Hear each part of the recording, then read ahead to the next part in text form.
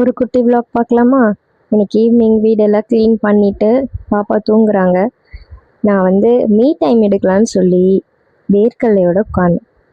அந்த வேர்க்கடலையை கவுண்ட் கூட பண்ணிட்டேன். ஒரு 4 சாப்பிட்ருப்பேன். டீ வச்சுட்டு வந்தேன்.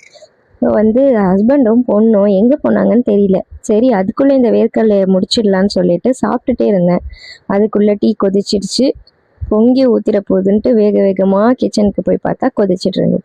சரி எங்கே இவங்க 2 பேரையும் காணும்னு சொல்லி வெளியில் போய் பார்க்கலான்னு பார்த்தா அவங்க 2 பேர் ஜாலியாக சைக்கிள் ஓட்டிகிட்டு இருக்காங்க. இந்த ரோட்டில் எப்படி சைக்கிள் ஓட்ட முடியும்னு கேட்டால் நான் ஓட்டுவேன்னு சொல்லி வேக வேகமாக சைக்கிளை ஓட்டுறா. அப்படியே 2 ஸ்டெப்பு போனது திருப்பிட்டு அவளும் ட்ரை பண்ணுறா ஓட்டுறதுக்கு. அந்த கல்லில் அவளால் ஓட்டவே முடியல. பாவம் ரொம்ப ட்ரை பண்ணி குழந்தை. சரி எப்படியாவது வீடு வரைக்குமாவது ரீச் பண்ணிடலான்னு சொல்லி நான் நிற்கிற இடத்துக்கு வர ட்ரை பண்ணுறா. ஒரே இடத்துலையே வீல் சுற்றுது, ஆனால் வர முடியல.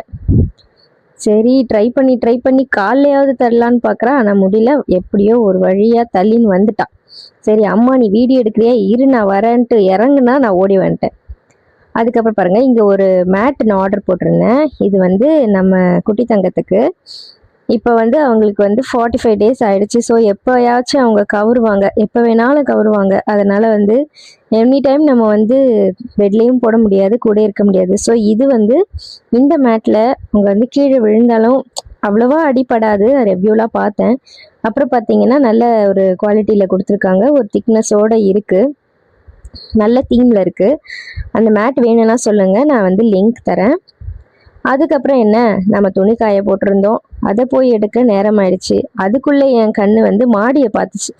என்னடா இது மாடி இவ்வளோ குப்பையாக இருக்கேன்னு சொல்லி கடகடன்ட்டு தொடப்பத்தை எடுத்து பெருக்க ஆரம்பிச்சிட்டேன்.